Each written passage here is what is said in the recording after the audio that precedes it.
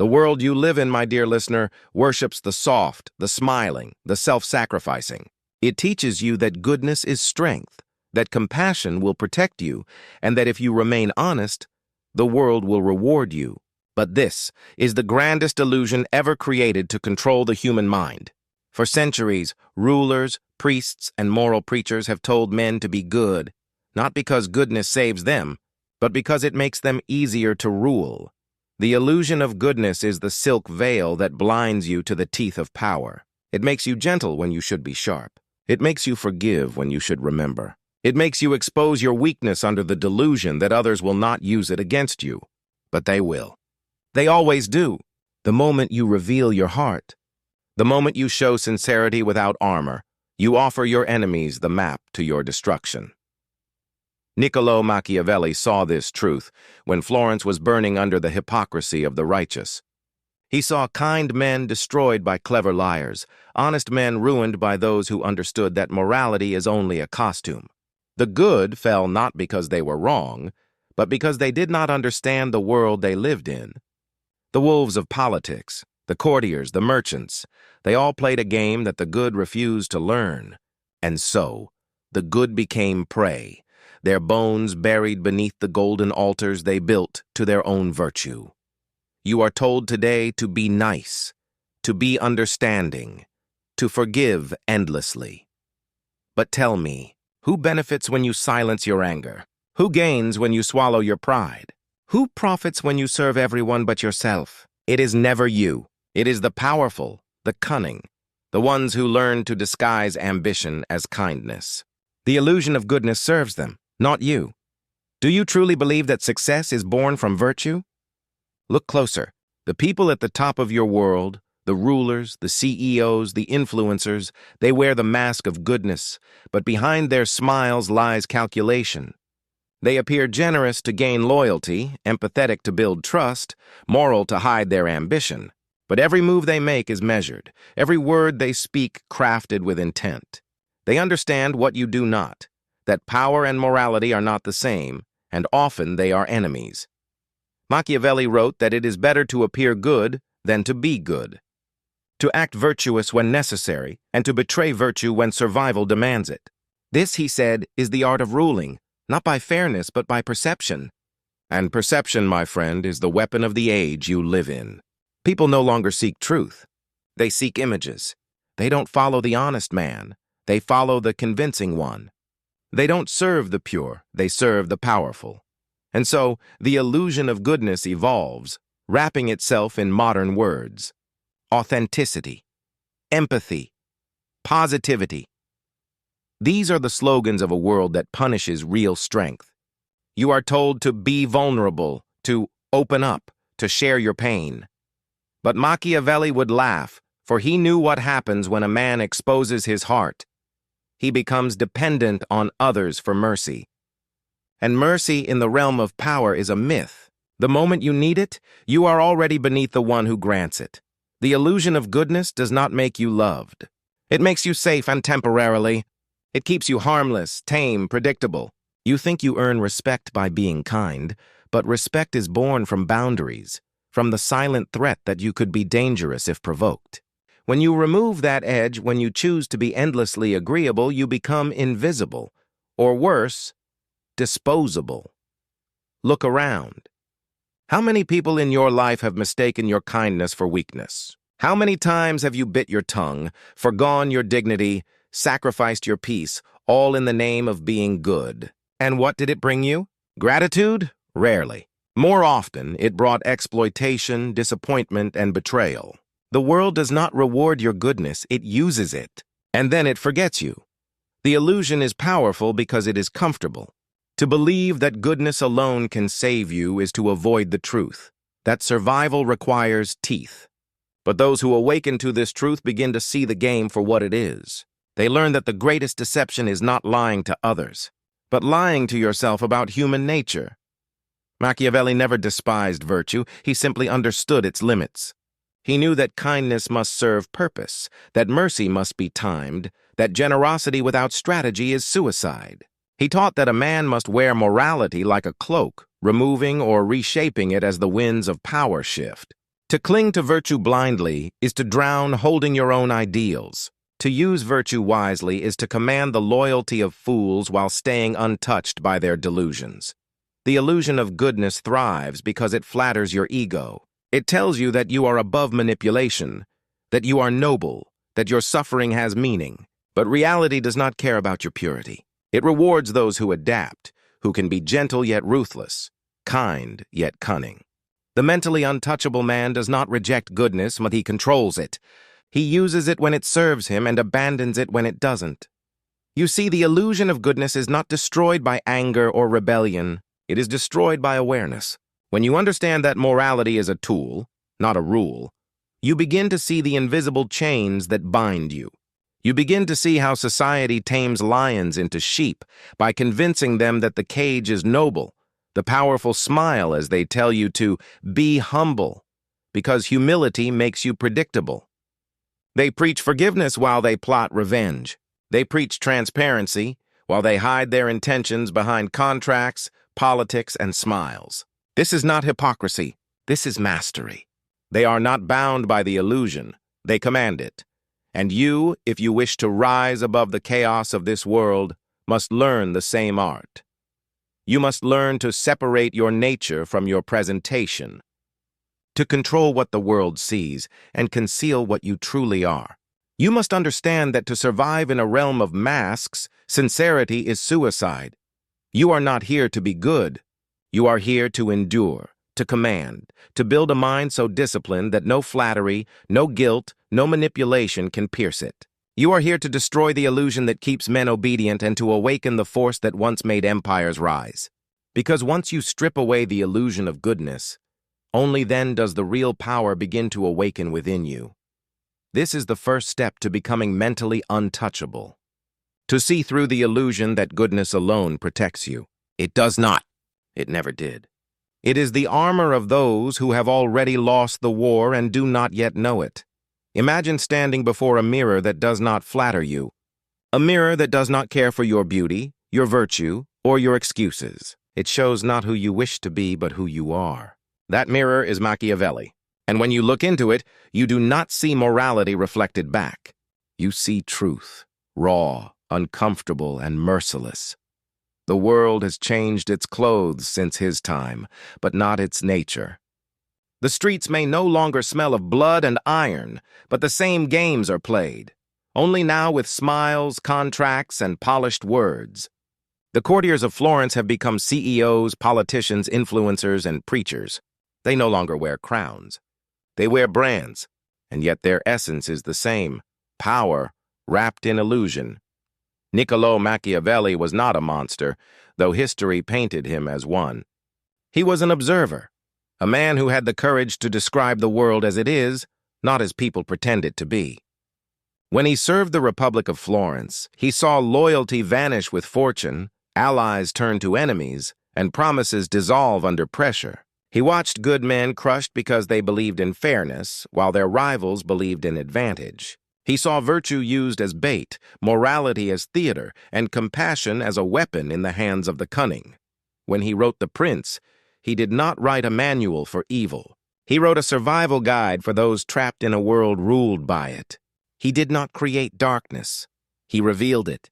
And that is what terrifies people even today. Because the truth Machiavelli exposed cannot be unlearned. Once you see the world through his eyes, you can never again believe in the purity of human motives. You begin to understand that every friendship, every act of charity, every expression of loyalty may hide calculation beneath its skin.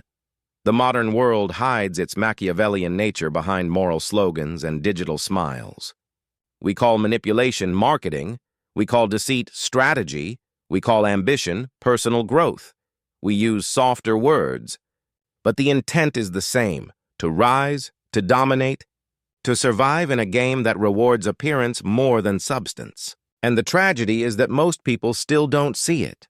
They walk through life thinking that sincerity guarantees safety, that justice ensures victory, that good intentions protect them from betrayal. Machiavelli would smirk, for he knew better. He saw that men obey not truth but perception. They do not follow the wise, they follow the confident. They do not worship honesty, they worship success. A man who fails no matter how moral is forgotten. A man who wins no matter how cruel is admired. This is the law of human nature, and to deny it is to invite ruin. The mirror Machiavelli holds up to us shows a reflection stripped of all idealism. It whispers that goodness is fragile, that justice is convenient, and that morality bends for those who hold power. In this reflection, you see the shape of society itself, a theater of masks. Every man an actor, every woman a strategist, every smile a potential snare. People speak of authenticity while crafting their image like a sculptor shapes marble. They pretend to seek truth, yet they only crave affirmation. They denounce deceit, yet practice it daily, at work, in love, in friendship. The truth is that deception is not the disease of the human condition. It is its heartbeat. Machiavelli saw this not as tragedy, but as design. He believed that to govern humans, one must understand their instincts, not their ideals. The ruler who expects loyalty from gratitude will fall. The leader who trusts mercy from enemies will bleed. The man who confuses moral beauty with practical strength will watch his house crumble under the first storm. The mirror shows all of this, not to mock, but to warn. It is not a comforting reflection. Most men cannot look at it for long. They prefer the sweet lies told by philosophers and priests, that mankind is good, that truth prevails, that justice is inevitable. But the mirror of Machiavelli says otherwise. It says, men are driven by need, fear, ambition, and vanity. Their morality bends to their interests. Their loyalty shifts with the winds of opportunity. Their love fades when power changes hands. To expect otherwise is not noble. It is foolish. And yet, within this darkness, there is power. To see the world as it truly is frees you from illusion. Once you understand that morality is a mask, you learn to wear your own. You learn to use perception as armor and deceit as a weapon. You learn to navigate human weakness without drowning in it. You stop expecting fairness and begin to create advantage. You stop begging for loyalty and begin to command respect. That is why Machiavelli remains dangerous. Not because he teaches cruelty, but because he teaches awareness. Awareness that makes you untouchable. Awareness that cuts through the fog of sentiment and shows you the mechanics of control. In his dark mirror, you see how leaders manipulate belief, how lovers manipulate emotion, how society manipulates obedience. Once you grasp this, you stop being manipulated. You begin to play your own game. He would say to you, do not curse the darkness. Learn to see within it. The world will never become just, but you can become wise. It will never reward purity, but it will always reward strength disguised as virtue. This is the essence of Machiavelli's reflection, not despair but understanding. To know that you live among predators is not to lose your humanity, it is to protect it. The dark mirror reveals that all systems, political, religious, social, depend on illusion. A ruler must be feared, yet appear merciful. A preacher must promise salvation, yet command obedience. A leader must inspire hope, yet govern with iron. And the individual, you, must learn to walk this line too. Show kindness, but never depend on it. Display honesty, but reveal nothing that can be used against you. Speak of loyalty, but trust only in leverage. To live as Machiavelli understood life is to stop expecting harmony and begin mastering conflict. To accept that human nature is not broken, but designed for survival. You are not here to be innocent. You are here to be aware of how people think, what they fear, and what they desire. And in that awareness lies the seed of power. The mirror does not lie. It shows that the world is not ruled by morality, but by perception. It is not guided by fairness, but by ambition. It rewards those who understand this and punishes those who refuse to. The people you admire, the powerful, the successful, the adored, they have already looked into this mirror. They saw what others could not bear to see, and they acted accordingly. To look into Machiavelli's dark mirror is to confront the nature of man without filters, without excuses, without comfort. It demands that you shed the illusions that keep you weak. It demands that you stop begging for justice in an unjust world and start building strength in an unpredictable one. It demands that you see power not as evil, but as reality. Because only when you see the truth without flinching, only when you stare into the reflection and accept what it shows, do you become capable of navigating the chaos that others still mistake for order. Power begins not in armies or wealth, but within the walls of your own mind. The first empire you must conquer is not a city or a nation. It is your emotion. A man who cannot command his feelings can command nothing. He may speak with passion, he may fight with fury, but beneath the surface he is a slave, ruled not by reason, but by impulse. And in a world built on perception, the emotional man is the easiest to destroy. Machiavelli understood that emotion is both fire and fog. Fire, because it can give energy, warmth, life. Fog, because it blinds, distorts, confuses. The one who cannot control it burns himself. The one who cannot see through it is led astray. Most men live in the fog, stumbling through their own storms, mistaking feeling for wisdom. They react instead of ruling. They rage when they should calculate, forgive when they should restrain, and expose their heart to those who wait to stab it. The secret of control is not to kill emotion, but to own it. Machiavelli never told princes to be heartless. He told them to master the timing of their heart. Emotion must be a weapon, unsheathed when useful, hidden when dangerous. A ruler who cries at the wrong moment invites rebellion. A lover who reveals too much invites betrayal. A man who shows his wounds before they heal invites vultures to feed on him. The art is not to feel less. It is to make others believe you feel only what you choose. In politics, Machiavelli watched men fall because they reacted.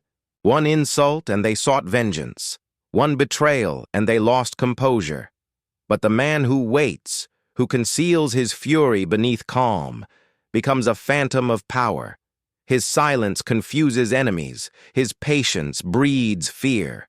For when others cannot predict your emotion, they cannot control your moves. To be unpredictable in feeling is to be untouchable in strategy. You see this even now. The modern world rewards outrage, impulsivity, public confession. It teaches people to wear their emotions as medals, to express everything, to expose every wound. But what it calls expression, Machiavelli would call surrender. To show all is to surrender all. The man who cannot conceal his feelings gives others the key to his mind. And once your mind is unlocked, your defeat is only a matter of time. The powerful do not react, they respond. When struck, they do not immediately strike back. They observe, calculate, choose the most devastating moment. The weak want instant revenge. The strong want lasting dominance. This is the difference between emotion as weakness and emotion as weapon. Machiavelli wrote that a prince must be both lion and fox, strength and cunning. But without control over emotion, he becomes neither. A lion who roars too soon scares the prey away. A fox who trembles in fear gets caught in his own trap. Control is not suppression. It is redirection. It is the ability to channel rage into precision, grief into focus, fear into awareness. The battlefield of life rewards those who use their emotions as fuel, not as chains. The moment you lose your temper, you lose your edge. The moment you beg for understanding, you lose your authority. The moment you seek validation, you surrender your independence. Machiavelli believed that a ruler must appear passionate for his people, but never be ruled by passion. He must show compassion when it serves to calm, and cruelty when it serves to control. The common man sees contradiction in this. The strategist sees balance. The ruler who can shift between warmth and frost, love and indifference, mercy and severity. That ruler becomes feared and respected in equal measure. The one who clings only to softness becomes loved briefly, then forgotten quickly. In your own life, power follows the same rule. You are surrounded by manipulators, in politics, in work, in relationships, who survive by reading your emotional temperature. They study your reactions, your tone, your silences. Every sign of anger, every burst of excitement, every confession of fear becomes a clue they use to predict and control you. You cannot stop them from observing, but you can deny them what they seek. Control your emotion, and you make your motives invisible. You become the mirror that reflects nothing and that terrifies them. You have been told that emotional honesty is strength. But in a Machiavellian world, honesty is only useful when it disarms the opponent. You can share emotion as strategy, not as truth. Reveal sadness to gain sympathy. Display anger to create fear. Show joy to build loyalty. But never allow any of it to rule your decision. The true strategist wears emotions as costumes, powerful, believable, and temporary. Machiavelli observed that those who ruled by pure feeling destroyed themselves. He wrote of princes who sought to please everyone, who let compassion paralyze their hand when discipline was required. They lost their thrones not because they lacked love, but because they could not govern their own hearts. He said that it is safer to be feared than loved, but he understood something deeper. The feared man is one who does not reveal his fear. He controls his emotions so completely that others cannot sense weakness in him. Fear contained becomes authority. The same truth governs every domain of life: the battlefield, the court, the home, the mind. The man who masters himself cannot be humiliated. The one who controls his response cannot be provoked. You can insult him, betray him, lie to him, but you cannot move him. His stillness becomes his shield. His silence becomes his sword. In a world where everyone reacts, he stands still, and therefore he stands above. Do not confuse coldness with control. To control emotion does not mean to be numb. It means to direct your feelings toward power, not against it. Anger should become strategy. Sadness should become reflection. Desire should become motivation. Every feeling has use if you hold the reins tightly enough. Let go, and it drags you into ruin. The truly powerful man looks calm not because he feels nothing, but because he has learned that feelings are servants, not masters. He does not waste his energy proving his strength. He reserves it for the moment it matters. He understands that emotional self-control is not repression. It is conservation of force, and that force, when unleashed, decides the fate of men. In the modern world, emotional control is rare because distraction is constant. Every screen demands reaction, every insult demands defense, every event demands opinion. You are trained to respond instantly, to feel before you think. But Machiavelli would tell you that this is how rulers weaken their subjects, by making them slaves to feeling. A society addicted to emotion is a society incapable of strategy, and the same is true of an individual. The more predictable your emotion, the easier you are to lead. The untouchable mind moves slowly, speaks deliberately, and feels deeply, but privately. It listens when others scream. It studies when others argue. It chooses when others beg. Its strength lies not in constant expression, but in calculated restraint. Because once you understand that emotion is energy, you stop wasting it on noise. You begin to store it, to direct it, to weaponize it. This is the essence of power that Machiavelli understood centuries ago. Control emotion, and you command perception. Command perception, and you command men. And the one who commands men commands the world. Love is fragile. It is born from warmth, from shared desire, from illusion. Fear, however, is carved from the cold stone of reality. Love requires constant feeding. Fear requires only memory. Love asks, fear demands. Love wavers when fortune shifts. Fear endures when love has long fled. That is why Machiavelli wrote that it is safer to be feared than loved. Not because he despised love, but because he understood human nature too well to rely on it. To rule, to lead, to survive, one must understand the weakness of affection. People love you for what you give them, but they fear you for what you could take away. Love is rooted in gratitude. Fear is rooted in instinct. Gratitude fades quickly, but instinct never sleeps. When you are loved, people stay as long as it pleases them. When you are feared, they stay as long as it pleases you. Machiavelli watched the fall of those who ruled through affection. They wanted to be adored, and so they made themselves soft. They forgave too easily, trusted too deeply, and mistook popularity for loyalty. The same mouths that praised them in daylight whispered rebellion in the dark.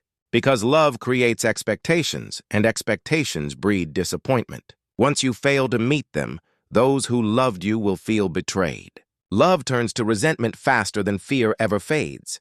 Fear is not hatred. It is respect sharpened to a blade. It is the silent agreement between power and the powerless. I will not harm you so long as you remember what I can do. This is not cruelty. It is order. Even a kind ruler must hold the shadow of consequence behind his smile, for kindness without consequence invites chaos. The people may love your gentleness, but they will test your limits if they believe you are too merciful to act. Machiavelli understood this. Mercy without authority is weakness disguised as virtue. In every society, in every time, the balance of power is held by those who are feared enough to be respected and wise enough not to be hated. A ruler who rules by fear alone becomes a tyrant and falls. But a ruler who rules by love alone becomes a fool and is devoured. The art lies between, to cultivate affection in words, but command obedience through strength. The people should love your face but fear your silence. They should trust your promise but never forget your power. Look around the modern world. The same law applies. The boss who wants to be everyone's friend ends up disrespected. The parent who cannot enforce boundaries loses control of their own household. The leader who seeks constant approval becomes enslaved to opinion. They are loved when convenient and abandoned when times grow hard. Fear, however, does not bend to convenience. It anchors loyalty in the most primitive part of the human mind. When love falters, fear still governs. The weak recoil at this truth, calling it cruel. But cruelty is not what Machiavelli taught. He never said, "Be cruel." He said, "Be feared." To be feared is to be understood as capable of protection, capable of punishment. It is to stand as a figure whose strength is unquestioned, whose resolve cannot be tested without consequence. A feared man does not have to raise his voice. The mere thought of his reaction keeps others in line. That is power, silent, effortless, enduring. Love asks people to remember your goodness. Fear makes them remember your strength. Love fades with distance. Fear travels faster than rumor. When people love you, they may defend you if it is easy. When they fear you, they will obey you, even when it costs them. Love ties people to you by emotion. Fear ties them to you by necessity. And necessity, Machiavelli wrote, is the most unbreakable chain of all. You may think fear is harsh, but the world itself runs on it. Why do men obey the law? Out of love for justice? No. Out of fear of punishment. Why do armies follow their generals? Out of affection? No. Out of fear of failure and consequence. Even nature herself teaches this truth. Animals survive not by being loved, but by being respected, avoided, or feared. The lion is not adored by the gazelle, yet both coexist because fear maintains balance. Love is harmony born from illusion. Fear is order born from truth. The wise understand this and use it with grace. They do not terrorize. They influence. They do not threaten. They remind. The best kind of fear is quiet, invisible, woven into the air like electricity. It is the awareness that you cannot be disrespected, that your boundaries are sacred, that your words carry consequence. The one who maintains this aura becomes unshakable. People may smile in their presence, but they never mock them behind closed doors. Machiavelli saw that even love can be used as a disguise for power, but fear is never a disguise. It is power revealed. A man can pretend affection, but no one pretends fear. When others fear disappointing you, betraying you, or crossing you, they discipline themselves in your absence. You do not need to watch them. Their own fear watches for you. This is how the truly powerful rule, not through constant control, but through presence. Fear also protects the mind. It teaches detachment. The one who is loved too much becomes a prisoner of expectation. He begins to act not for what is right, but for what will please. He fears losing approval more than he fears losing himself. But the one who commands fear remains free, because fear does not demand affection. It demands respect. It does not bind you emotionally. It liberates you strategically. In personal life, this truth is just as sharp. You do not need to be loved by everyone. You need to be respected by those who matter. You do not need to please the crowd. You need to control the tone of the room. Stop chasing affection from those who only understand strength. Stop explaining yourself to those who see kindness as weakness. People may not like you, but if they know you cannot be trifled with, they will move carefully. To be feared is to walk in silence while the world adjusts its tone when you enter. It is not the fear of violence or cruelty, it is the fear of consequence. The knowledge that you are not easily manipulated, not easily persuaded, not easily broken. It is the understanding that you belong to no one's expectations but your own. This kind of fear is not darkness. It is dignity. Machiavelli knew that fear, once earned with wisdom, holds power far longer than affection ever could. A man who rules by love is bound to his people's emotions. A man who rules by fear is bound only to his own will. Love enslaves the ruler to the approval of others. Fear frees him from it. That is why every great leader must learn to balance both, to appear loving when needed, to remain formidable when challenged, and yet few can do it. Most would rather be loved and lose control than be feared and remain free. They would rather sleep comfortably in admiration than wake up in mastery. But the world is not kind to those who choose comfort over command. In times of peace, love may fill your halls with songs. But when the storm comes, it is fear that keeps the walls standing. Fear protects better than love because it requires no maintenance. It does not depend on the mood of others. It does not fade with familiarity. It stays silent, patient, and eternal. It is the armor worn by those who know that to be untouchable, one must be respected first and loved second. Because love may open doors, but fear keeps them from being closed against you. To survive in a world of predators, one must learn to be both predator and illusion. Machiavelli wrote that a ruler must learn from the beasts, from the fox and from the lion. For the lion cannot defend itself against traps, and the fox cannot defend itself against wolves. One without the other is incomplete. Strength without cunning is savagery. Cunning without strength is cowardice. But the man who possesses both becomes a force that no enemy can anticipate, and no rival can destroy. Power is not given to those who shout the loudest. It is given to those who move in silence until their strike is certain. The lion roars, and all flee. The fox watches, and all reveal themselves. The lion enforces rule. The fox ensures survival. The lion is feared. The fox is never caught. Those who rely only on force are eventually trapped by deception. Those who rely only on deception are devoured by force. But those who master both create empires that outlast generations. In Florence, Machiavelli saw princes who believed that might alone could keep them safe. They built armies, crushed rebellions, and silenced dissent. But they failed to see the daggers forming behind their backs, the whispers, the flattery, the smiling assassins who struck not with swords, but with words. When they realized it, it was already too late. Their power, though vast, had been built on fear without foresight, and so it crumbled not from attack, but from betrayal. Then there were those who relied only on cunning, the foxes of court, the manipulators, the schemers. They plotted endlessly, weaving lies and alliances, charming enemies into allies, only to be destroyed when one act of brute strength shattered their intricate web. They forgot that men are not tamed by words alone, that even the clever must sometimes bare their teeth. And so, Machiavelli wrote, "A prince must be a fox to know traps, and a lion to frighten wolves." The same truth governs every form of leadership, every domain of life. The fox lives in the mind. The lion lives in the presence. The fox deceives. The lion enforces. When you speak, think as the fox. When you act, strike as the lion. The weak confuse patience for hesitation. The wise understand that patience is the fox's camouflage, the silence before the kill. The lion does not roar until the prey is cornered.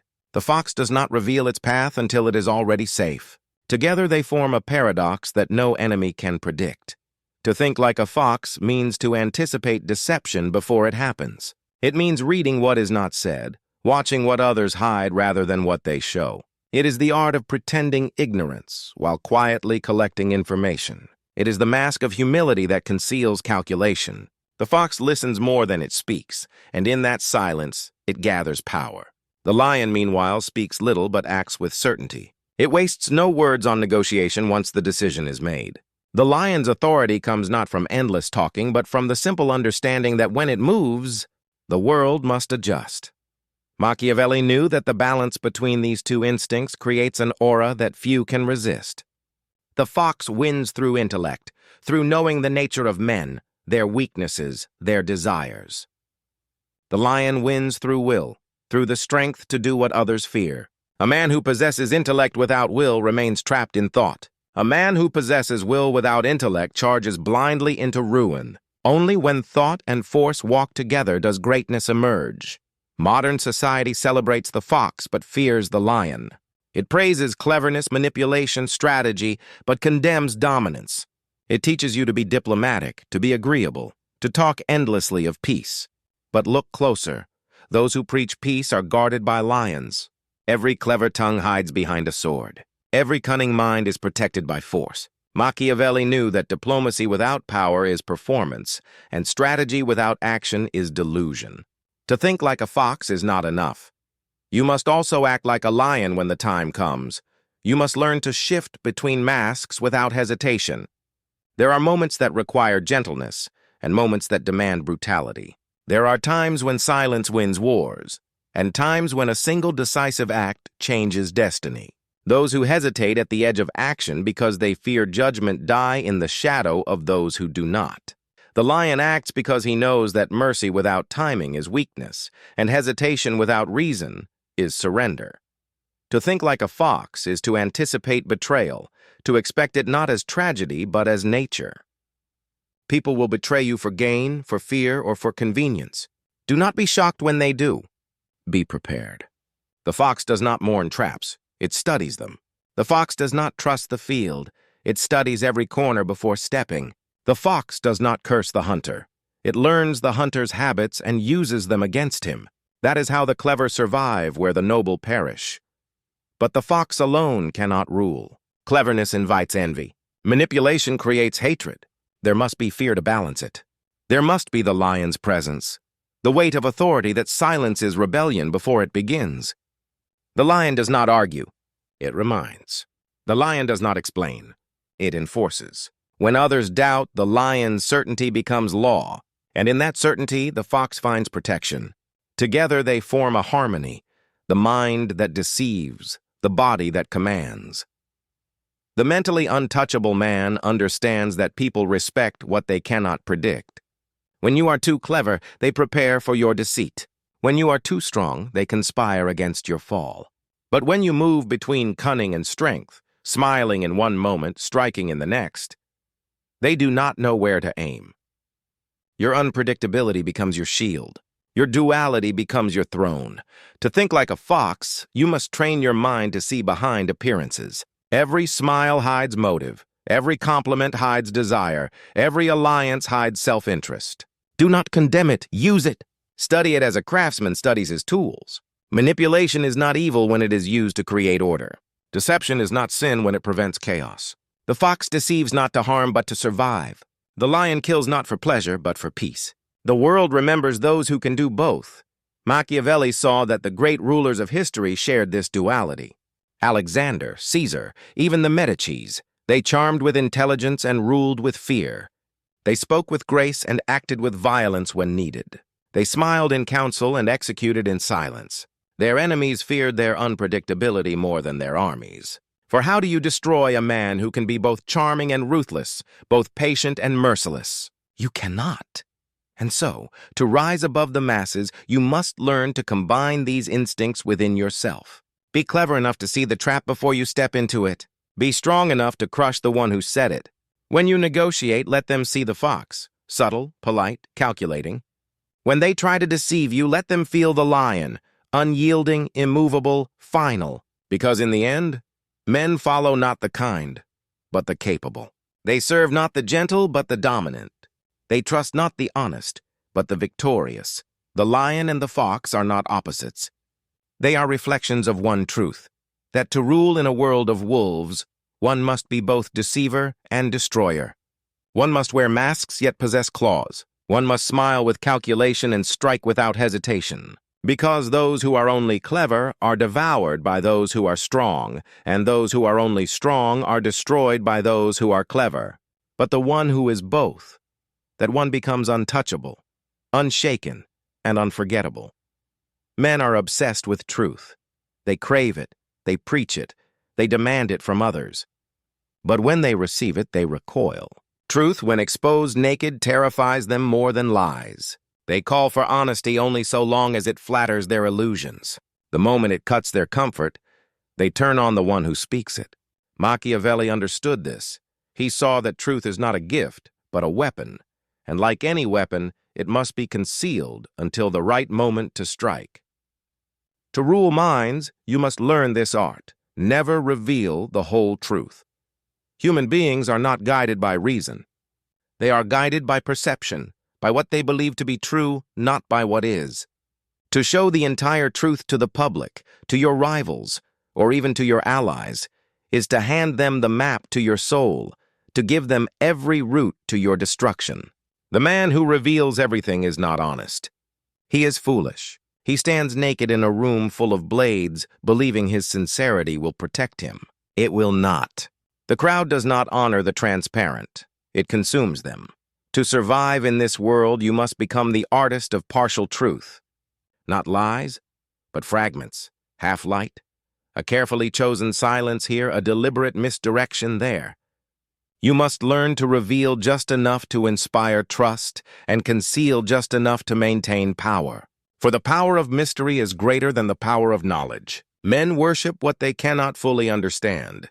The priest, the ruler, the lover, the leader, all gain authority through what they withhold. What is hidden becomes sacred. What is silent becomes feared. The clever ruler knows that truth, when used sparingly, creates awe. Speak one truth boldly, but let 10 others remain unspoken. Those who hear you will fill in the gaps with their own imagination, and imagination is always more powerful than reality. The mind, once given a shadow, invents a shape to match it. Let others build myths about you. Let them assume what they cannot confirm. Their assumptions will protect you far better than your explanations ever could. Machiavelli saw this in the courts of princes. Men who ruined themselves not because they lacked skill, but because they were too eager to be understood. They wanted to justify every action, to explain every motive, to appear pure and blameless. And in that eagerness, they exposed themselves. Their enemies no longer needed spies. Their own words betrayed them. The wise, on the other hand, spoke less and did more. Their silence was mistaken for depth, their ambiguity for strength. And in that fog of uncertainty, no one dared to challenge them. The whole truth is a mirror, beautiful, but fragile. When you hand it to others, they will shatter it, then blame you for the pieces. Learn from the fox. It never moves in straight lines. It circles, it hides, it observes. The fox survives not because it runs faster, but because no one ever knows where it truly stands. So too must the wise man learn to disguise his intent. Say enough to be believed, but never enough to be understood completely. Once they believe they know you, you are already trapped. In a world that preaches openness, this lesson sounds cruel. Yet openness is the language of the naïve. The powerful are never fully open, not with their plans, not with their desires, not even with their emotions. The powerful man knows that transparency invites intrusion. He does not build glass walls around his thoughts. He builds smoke. Because smoke is not deceit, it is protection. Those who can see you cannot fear you. Those who cannot see you must respect you. You must learn to master 3 silences: the silence of intention, the silence of weakness, and the silence of wisdom. The silence of intention hides what you plan. Never announce your next move. Let them discover it when it is too late. The silence of weakness hides when you are wounded. Show no pain, no hesitation, no insecurity.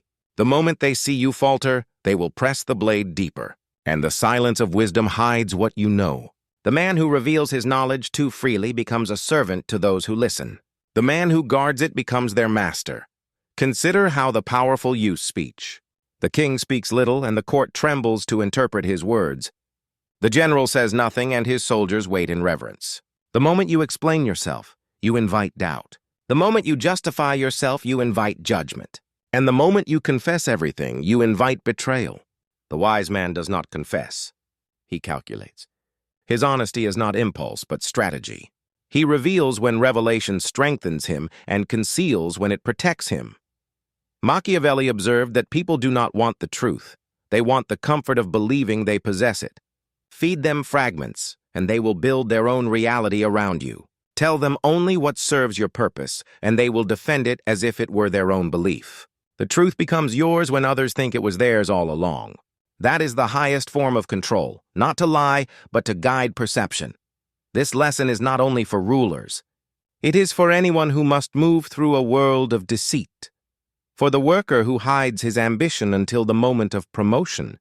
For the thinker who hides his revelation until the world is ready to hear it. For the lover who hides his heart until he knows it will not be used against him. The wise know that exposure invites exploitation. What is known can be attacked. What is unknown cannot be targeted. Even in conversation, practice this art. When someone presses you for clarity, smile. Give them a piece of the truth. Just enough to satisfy their curiosity, never enough to feed their judgment.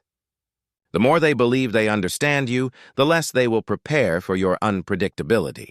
The fox survives not because it is stronger, but because it is never fully known. To reveal the whole truth is to surrender the upper hand. Keep your cards close, even when you appear open. Speak in half-light, act in mystery. When others think they have discovered your plan, let them discover only what you intended for them to see. Control of information is control of perception, and control of perception is control of reality. Remember, power is not in what is said, but in what is withheld. Every secret you keep adds weight to your silence. Every truth you conceal adds value to your words. People will listen more carefully to a man who speaks rarely than to one who speaks constantly. The mystery surrounding you becomes a magnet. It draws attention, curiosity, and fear. Machiavelli would say, men judge more by the eyes than by the hands. Meaning, they believe what they see, not what is. So show them what benefits you. Let your silence suggest depth. Let your half-truths suggest virtue. They will never look deeper, because most men prefer the comfort of illusion over the pain of knowledge. And by the time they question it, you will already be beyond their reach. You must become the architect of perception, not merely by what you do, but by what you hide. For those who see only what you allow, those who hear only what you choose to speak, those who know only what you decide to reveal, they live in your design. They react within your frame. They think they know you. But in truth, they are prisoners of your silence. So guard your thoughts. Let no one see your entire mind. Reveal only fragments, never the whole. Because the one who holds his truth in shadow controls the light that others see. Attachment is the chain that binds the strong to the weak. It disguises itself as loyalty, as love, as morality, yet beneath its velvet surface lies the purest form of control. The world convinces you that to feel deeply is noble, that to care endlessly is human, that to give yourself completely is virtue. But those who live in constant attachment are not virtuous. They are enslaved. Machiavelli understood that a ruler who feels too much becomes a servant to those who know how to exploit his feelings. To truly command, one must learn the cold art of detachment. Detachment does not mean you feel nothing. It means you are ruled by nothing. The emotionally weak live like puppets, their strings pulled by praise, by guilt, by fear of loss. The detached, however, move as they choose, unaffected by the storms around them. They do not chase approval, nor do they crumble under insult. Their value is not determined by the warmth of others, but by the clarity of their own purpose. Detachment is not absence of emotion. It is mastery over it. Machiavelli saw rulers fall not from external enemies, but from the people closest to them, wives, advisors, allies who whispered promises of loyalty while tightening invisible chains around the ruler's heart. A prince who cannot detach from affection cannot make hard decisions. A leader who fears disappointment will always be manipulated by those who know how to evoke it. The world is full of actors who perform love to gain power. The wise man recognizes this and plays the game without becoming its victim. To detach is to rise above the noise of emotion and see the world as it truly is, a game of interests, not intentions. Men act not for good, but for gain.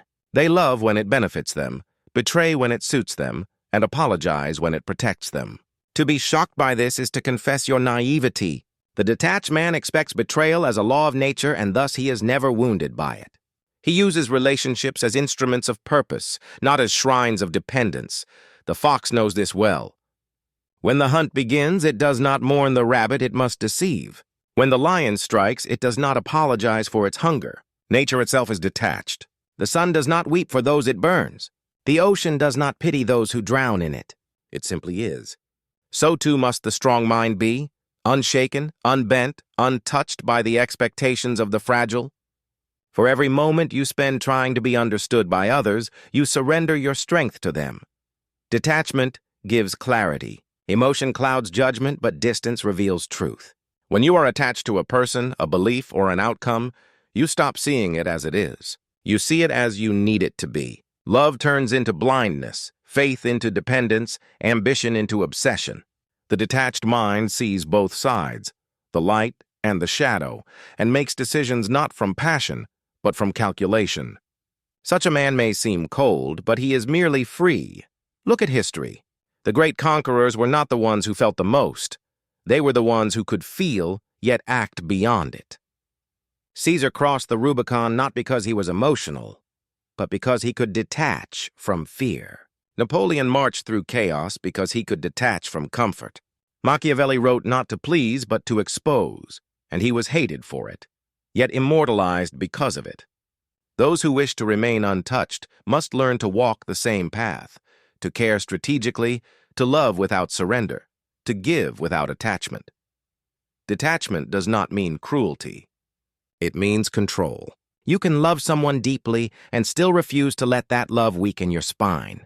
You can lead men to victory and still watch them fall without collapsing with them. Detachment allows you to play your role with precision. You become the general who mourns after the war, not during it. The king who rewards loyalty but never forgets that loyalty fades. The thinker who listens to applause but never believes it. The emotionally entangled are predictable. They react, they panic, they beg, they cling. The detached are unpredictable. They wait, they observe, they decide. When others fight to prove their worth, the detached man moves in silence, already 10 steps ahead. For he knows that whoever controls his emotions controls his destiny, and he allows no one such power. To dominate the world, you must first dominate yourself. Your impulses, your attachments, your dependence on validation. Even kindness must be strategic. Show compassion, but let it never compromise your direction. Help others, but never let their gratitude bind you. Accept affection, but never let it make you forget who you are. Attachment whispers lies, that you need others to be complete, that you must please to be loved, that you must sacrifice to be respected. The detached mind sees these whispers for what they are, instruments of manipulation crafted by a society that fears independence. In the courts of power, detachment is the highest weapon. The ruler who cannot be emotionally provoked cannot be controlled. When his enemies flatter him, he listens without falling. When they insult him, he smiles without rage. When they betray him, he punishes without hesitation. He becomes untouchable, not because he is emotionless, but because his emotions serve him, not the other way around. His calm presence terrifies those who depend on reaction, because they cannot read him, cannot move him, cannot break him. Machiavelli wrote that a ruler must appear merciful, faithful, humane, and religious, but be prepared to act against all of them when necessity demands it. Detachment gives him that ability. It allows him to shift without hesitation, to adapt without guilt, to do what is needed rather than what is expected. The moral man is trapped by his conscience. The detached man uses conscience as a compass, not as a cage. Detachment also frees you from the tyranny of the past. The weak drown in regret, replaying mistakes as if sorrow could rewrite history. The detached study their mistakes once, not to suffer, but to learn. They do not seek revenge to soothe pride, nor forgiveness to ease guilt. They move forward cold and clear, carrying lessons but not wounds. Regret is a luxury for those who have time to bleed. The detached have no such time. They are always building, always observing, always becoming more formidable. In the chaos of life, emotions are the storm. Detachment is the eye of that storm, the still center from which everything can be seen, everything can be controlled. It does not mean indifference, it means mastery. When the world screams for your reaction, you give none. When they demand your explanation, you offer silence. When they expect your fall, you remain standing, calm, calculating, untouched. The masses will call you heartless. Let them. They do not understand that their hearts are the very chains that keep them on their knees. They worship the idea of love, but not the discipline it requires. They confuse chaos for passion, dependence for connection, and weakness for goodness. You, however, must stand apart, neither cold nor warm, but deliberate. To detach is to see the game for what it is. And when you see the game, you no longer play by its rules, because once you master detachment, you no longer need to control others. They control themselves around you. Your silence intimidates them. Your calm unsettles them. Your lack of reaction forces them to question their own power. And in that moment, without a word, without a threat, without a sword, you dominate absolutely. Power lives not in what is said, but in what is left unsaid. The fool believes that truth will save him. The wise know that truth is a blade, useful, but only when hidden until the moment it cuts. The world celebrates honesty as a virtue, but in truth, it rewards deception, cloaked in elegance. People do not want what is real. They want what comforts their delusions. And so, to rule, to influence, to survive, one must master the art of controlled truth, revealing fragments, never the whole. Machiavelli did not preach deceit for its own sake. He taught the necessity of strategic concealment, that men who reveal their full intent are not noble, but naked before their enemies. A man's truth is his map. It reveals where he has been, what he fears, and where he intends to go. To expose it is to invite predators to study every weakness of your soul. Once they understand your motives, they can predict your actions. Once they predict your actions, they can destroy you before you move. That is why the prince conceals his heart beneath layers of contradiction. That is why the strategist smiles while he plots. And that is why the ruler says one thing, means another, and achieves a third. People claim to value honesty, yet they fear its weight. They will reject any truth that does not serve their comfort. Tell them a lie that flatters their vanity, and they will follow you into ruin. Tell them the truth that exposes their weakness, and they will call you cruel. Machiavelli saw that men prefer illusion to understanding, appearance to essence. So he advised, do not waste your truth on those who cannot bear it. Instead, feed them the illusion they crave while you move through the shadows of their ignorance. The wise man is not deceitful for pleasure, but for protection. His silence is his armor. His vagueness, his shield. Every man carries within him two selves, the one he shows and the one he guards. The first is public, adorned with virtues, polished by perception. The second is private, the cold, calculating mind that weighs advantage and consequence. Reveal the first freely. Protect the second fiercely. For when others see only your outer mask, they cannot reach your true core. When they strike at shadows. And while they are busy attacking illusion, you will have already moved beyond their reach. In Florence, Machiavelli observed that the most powerful men were not those who spoke the loudest, but those whose silence terrified entire courts. Their motives were never clear, their intentions never confirmed.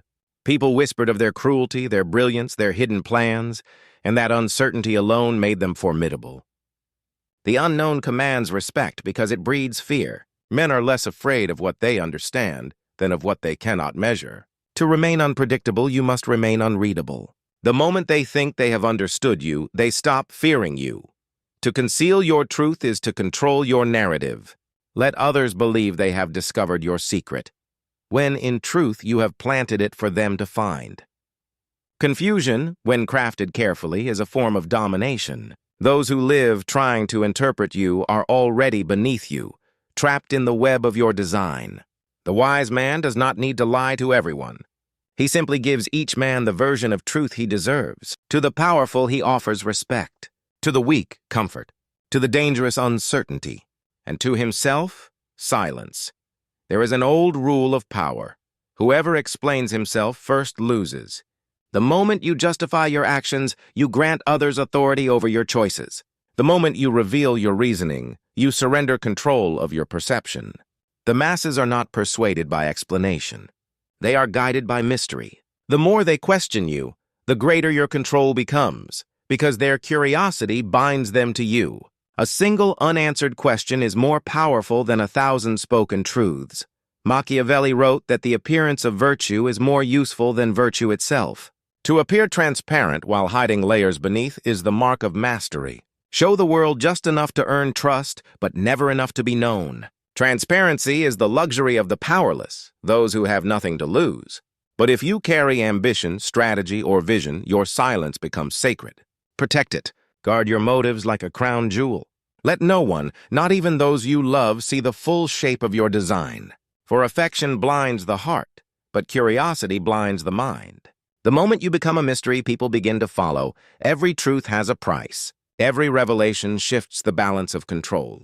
Learn to spend truth like currency, carefully, deliberately, and always in exchange for something greater.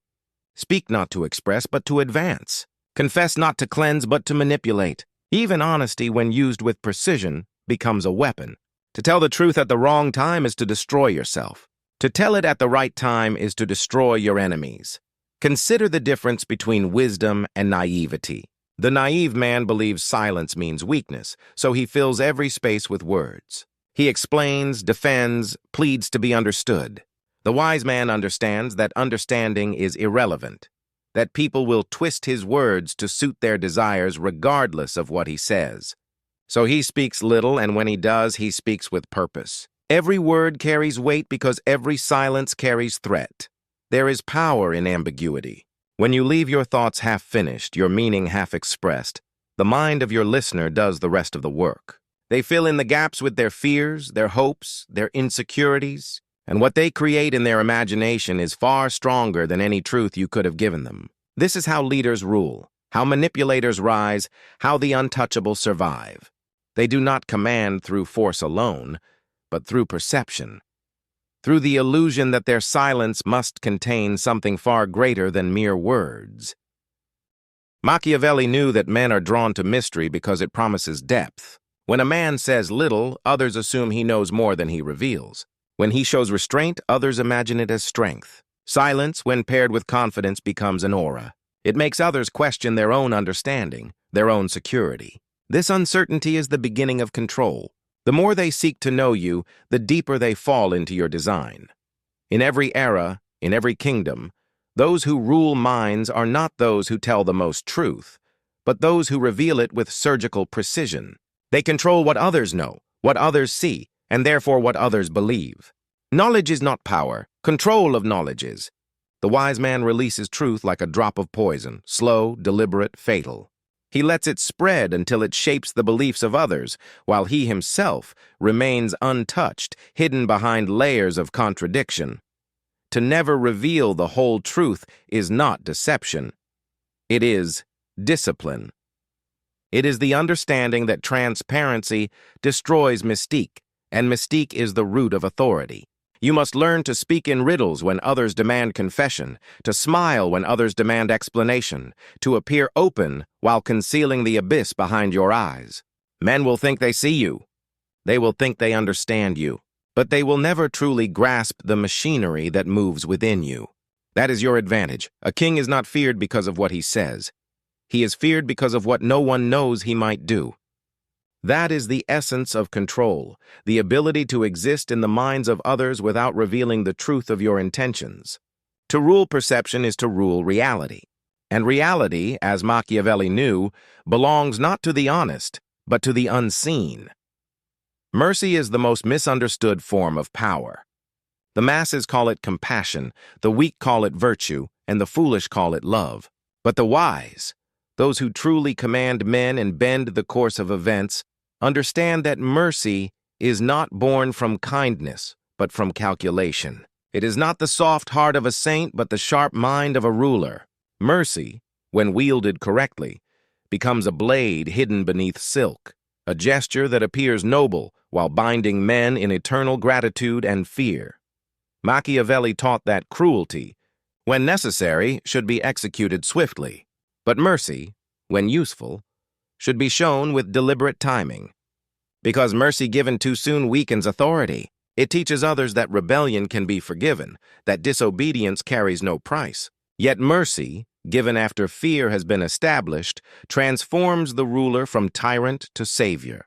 The people love the one they fear when he allows them to live. The secret is sequence. Rule through fear first, and then give mercy as a calculated gift. Only then does it command loyalty rather than breed defiance. Look at any ruler who failed, and you will see a man who confused mercy with forgiveness. Forgiveness is for equals. Mercy is for those above. When you forgive, you erase the difference between yourself and the offender. But when you grant mercy, you remind them who holds the power to decide their fate. One human gesture becomes divine when delivered from a throne. It humbles the receiver and glorifies the giver. It turns weakness into awe. People crave mercy not because they love goodness, but because they fear punishment. They are loyal not to kindness, but to survival. When you understand this, you stop wasting compassion on those who do not deserve it. You begin to use it as currency, to buy devotion, to purchase silence, to gain influence where fear alone cannot reach. Mercy offered at the right time can seduce even your enemy, making him your servant through gratitude. Because a man who owes you his life will often spend the rest of it ensuring you never regret sparing him. But here lies the true mastery. Mercy must never be free. The moment it becomes charity, it loses its sharpness. Every act of mercy must carry a message. I could have destroyed you, and yet I did not. That message must echo in the mind of the recipient like a haunting melody. It must remind him of your power with every breath he takes. That is how mercy becomes domination, disguised as grace. Machiavelli understood that the image of mercy is as important as the act itself. The prince must appear merciful, not because he feels pity, but because the image of mercy stabilizes his reign. Fear builds obedience, but mercy builds affection, and a ruler who can balance both becomes untouchable. When the people love and fear you simultaneously, they become incapable of revolt. They cannot hate you fully, for they have tasted your clemency. They cannot challenge you, for they have witnessed your wrath. Between these two forces, fear and mercy, you forge chains stronger than any iron. Mercy must be measured, precise, and theatrical. It must be displayed at moments of maximum tension, when hearts are trembling and minds are desperate. Only then does it strike the deepest. A ruler who grants mercy when no one expects it becomes almost godlike in the eyes of the people. They will see him not as a man, but as a force that transcends justice, a living embodiment of fate. That illusion is the foundation of absolute power. Do not mistake coldness for cruelty. True mercy demands restraint. The most powerful rulers are not those who punish endlessly, but those who know exactly when to stop. To kill every opponent is to waste future servants. To forgive every opponent is to invite betrayal. The art lies in balance. Punish enough to inspire fear, spare enough to create loyalty. Both cruelty and mercy in excess destroy the ruler. The one makes him hated. The other, mocked. Mercy, when calculated, also serves as a mirror. It reflects your confidence. Only the strong can afford to be merciful. The weak beg for peace. The powerful grant it. When you show mercy from a position of strength, it becomes a display of control. It tells the world you are untouchable, that your enemy's existence or destruction depends solely on your will. Every act of restraint becomes a silent proclamation of supremacy. Imagine a conqueror standing over a defeated enemy. The world expects blood, yet instead he lowers his sword and offers pardon. In that moment, every man watching sees not just power, but mastery over power. He sees control so absolute that it does not need to prove itself with slaughter. That spectacle burns itself into the memory of nations. Generations will remember not the victory, but the mercy. And in remembering it, they will exalt the one who granted it. But beware, mercy without consequence breeds contempt. If the pardoned one rises again to betray you, the blame is yours. Mercy is not softness. It is strategy. It must always serve a larger purpose. Either it strengthens alliances, weakens your rivals, or preserves your image. To grant mercy without these motives is to play the saint, and saints are rarely remembered as rulers. Even in personal conflict, mercy functions as psychological warfare. When you spare someone who tried to destroy you, you rob them of their hatred. You make them live with the humiliation of your generosity. Their anger festers, but their power dies. Mercy breaks pride faster than punishment. A dead enemy is forgotten. A spared one becomes a living monument to your dominance. Machiavelli would say, "Cruelty earns obedience, mercy earns devotion, but devotion only lasts when it follows fear." Never reverse this order. If you are merciful before establishing fear, men will mistake it for weakness. They will test you. They will push boundaries, believing your compassion has no teeth. But once you have taught them to fear your wrath, every small act of mercy will appear as divine intervention. It will multiply your legend and make your control unquestionable. A ruler must also learn to use mercy as a spectacle. Announce it, dramatize it, let the people witness your generosity. Mercy unseen is wasted. It gains no loyalty. When Caesar forgave his enemies in Rome, he did not do it in private. He let the Senate see his clemency. He let poets sing of it. He turned mercy into propaganda. And through that illusion, he became more than a man. He became the idea of mercy itself. But those who plotted against him later learned the truth. Mercy had been his disguise, not his nature. Mercy can also divide your enemies. Spare one, punish another, and watch suspicion grow between them. Let them question why you forgave one man and not the next. Let them whisper that perhaps you favor betrayal if it serves you. Such division is worth more than any sword. It dismantles alliances faster than battle ever could. Your mercy must never be predictable. It must strike like lightning, unanticipated, awe-inspiring, and untamed. Remember, mercy is not softness. It is theater. It is the art of manipulating emotion to secure obedience. The wise ruler uses mercy not because he feels it, but because it multiplies his influence. Mercy becomes a performance of virtue to conceal the machinery of control. When executed with precision, it transforms even cruelty into justification. The masses will forgive your violence if they believe your mercy outweighs it. That is the alchemy of rule, to make people love the hand that once struck them, simply because it later chose not to. Mercy, when stripped of illusion, is the most dangerous weapon in politics, in power, in human relationships. Because it carries the illusion of goodness, it blinds those who receive it. They see benevolence, not strategy, kindness, not manipulation. Yet behind every act of mercy lies the same calculation, the preservation of control. Mercy, therefore, is not weakness. It is power concealed behind the mask of virtue. It disarms enemies, binds followers, and makes the ruler appear human while remaining untouchable. There exists a kind of power no sword can cut and no betrayal can wound, the power of the untouchable mind. It is the fortress that stands when kingdoms fall, the calm at the center of chaos, the silence that terrifies the noisy world. The untouchable mind is not born. It is forged, sharpened by disappointment, tempered by betrayal, and hardened by the cruel arithmetic of human nature. To possess such a mind is to walk through fire without burning, to be surrounded by lies yet never deceived, to see the world as it is, not as one wishes it to be. This is the state Machiavelli revered above all, a mind that commands itself and therefore commands everything. Most men are prisoners of their own emotions. They are ruled by the tides of praise and insult, love and fear, hope and despair. When fortune smiles, they rise with arrogance.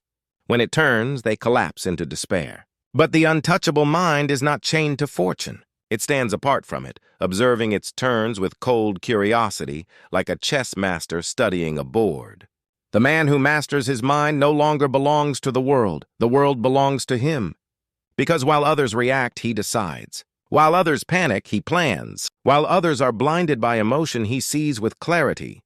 This mind does not chase happiness because happiness is a trap. It does not fear sadness because sadness is a teacher. It seeks only equilibrium, a perfect, disciplined stillness that cannot be broken by pleasure or pain. The weak crave validation, applause, and recognition. They beg to be seen. But the strong operate in silence, indifferent to approval. For they understand that every compliment is a chain disguised as affection, and every insult is a mirror revealing the truth of the speaker, not the target. To be untouchable is to strip others of their power to define you. Machiavelli wrote that fortune controls half of our actions, but the other half belongs to us. The untouchable mind rules that half with ruthless precision. It does not curse bad luck nor worship good fortune. It uses both. When luck is kind, it builds. When luck is cruel, it endures. It turns every outcome into advantage. It understands that power is not found in avoiding hardship, but in bending hardship into strategy. The weak run from pain. The strong extract wisdom from it. The untouchable mind is not emotionless. It simply commands emotion. Anger becomes energy. Fear becomes foresight. Desire becomes focus. Even compassion becomes an instrument. The world mistakes detachment for coldness, but detachment is simply power in its purest form. It is the ability to observe chaos without being consumed by it. To remain calm when others lose control is to own them without a word. A man with such a mind can sit among enemies and remain unshaken.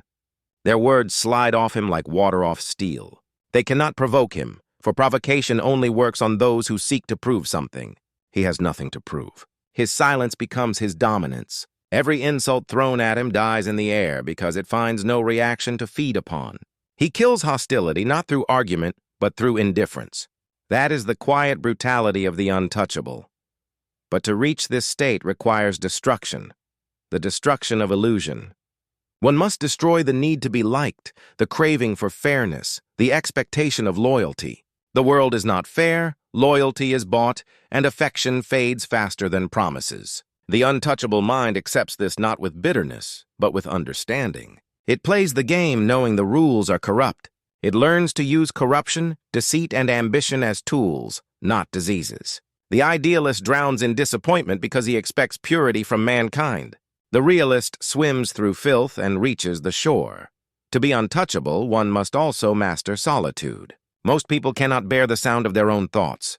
They fear silence because in it they confront themselves, and most cannot stand what they find. But solitude is the forge where strength is built. It is in isolation that clarity sharpens.